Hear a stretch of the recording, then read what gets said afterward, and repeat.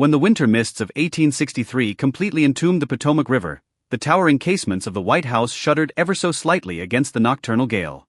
Along that protracted, seemingly interminable second-floor corridor, a tall and stooped shadow drifted with ponderous slowness.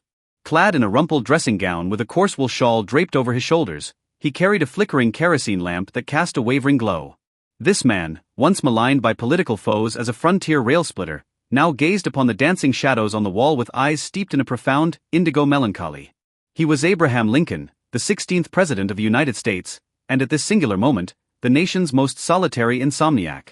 In death, he would become an eternal icon enshrined in a marble temple, but in life, during these desolate midnight hours, he stood in silent communion with every name inscribed upon the scrolls of the fallen. Lincoln's day typically concluded with the arrival of the final casualty report, yet it was only then that his soul truly stirred awake. In the room known as the Lincoln Study, his desk groaned under the weight of official dispatches and the desperate petitions of mothers from the front lines. Often, under the crushing burden of exhaustion, he succumbed to the specters of melancholy, as if he could see the spectral ranks of youths fallen in open fields marching silently past his desk. His countenance then was as weathered as a stone scoured by gale and grit, the deep furrows of his brow concealing 3 years of a nation's blood and tears. He found no intoxication in the vintage of power. Instead, he pined for the scent of dawn-damp flora on the Kentucky wilderness. In the dead of night, as he signed pardons for deserters condemned to death, he would whisper to his own soul, "No matter how many curses are hurled at me tomorrow, tonight I shall guard this small flame of mercy." The long corridors of the White House led not only to the exits of power but also to the most sequestered graveyards within Lincoln's own heart.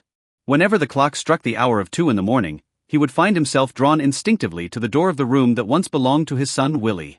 Resting his hand upon the cold brass knob, he would linger for an eternity. Willie's premature passing was a rift in his soul that could never be mended. In those dark days, he nearly believed himself a sinner cursed by the Almighty. He would speak softly to the empty air, as if seeking counsel from that departed spirit. "My boy, if this be the price of liberty, are we truly treading the righteous path?" Amidst the gloom, he mended the fragments of order, sublimating his bereavement into a boundless, universal love.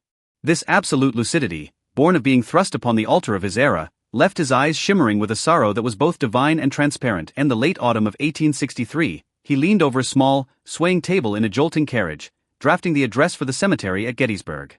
Those words, later revered as a sacred canon by posterity, were in truth the essence distilled from the sighs of countless sleepless nights. He spoke of a nation that must have a new birth of freedom, yet as he inscribed those syllables, his heart dwelt upon the starlight obscured by the acrid smoke of battle. He realized that whether they hailed from the north or the south, all would eventually slumber beneath the selfsame earth. His sacred duty was to ensure that this land would cease to tremble when the dawn finally broke. This expansive clarity, gained from witnessing the rise and fall of human endeavor, became his sturdiest armor in his waning years, allowing him to face premonitions of assassination and the barbed arrows of his enemies with the quiet equanimity of a setting sun. And the spring of 1865, as the cherry blossoms of Washington prepared to bloom, Lincoln felt an unprecedented prophetic calm. He had once dreamt of a flag-draped coffin resting in the East Room, and in the dream, he asked a bystander, "Who is dead in the White House?" The reply came, "The President. He was killed by an assassin." This premonition of death did not manifest as terror, but as the weary serenity of a laborer who, after a lifetime of toil, sees the hour to unyoke his oxen. At that moment on April 14th, all the machinations of state, the sacrifices, the constitutional struggles, and the restless pacing in the corridor fell into a profound silence. He drifted through his final 9 hours in a dreamlike coma. His departure was like the sudden cessation of a somber cello concerto, marking the agonizing conclusion of an old epic and the stumbling, nascent steps of a new world. Even today, more than a century after his passing, Lincoln's name remains a resonant chord for many solitary souls in the depth of the night. When travelers enter that hallowed temple in Washington and behold the Colossus seated upon the great marble throne, they are still captured by the weight of those eyes. What he bequeathed to us was not inaccessible military glory, but a human testament to compassion and resilience. Within absolute power, he maintained absolute humility. Amidst absolute hatred, he guarded absolute mercy.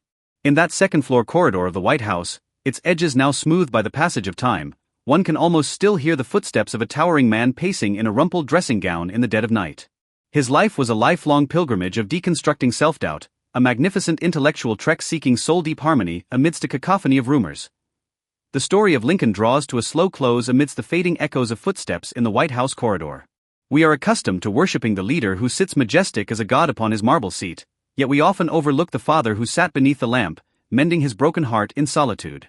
He was never a master of absolute joy, he was a soul profoundly weary, yet one who steadfastly refused to abandon hope.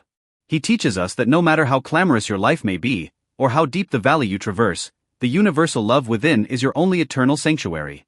Perhaps you, too, are navigating some uncertainty, or feeling the confluence of pressure and solitude. But believe this, in every life, there exists a midnight study of one's own, a space for silent dialogue that requires no explanation to the world. May the serenity and composure of Lincoln transform into the softest feather in your dreams, carrying you toward the most tranquil and boundless shores of your inner self. Good night, and may sweet dreams attend you.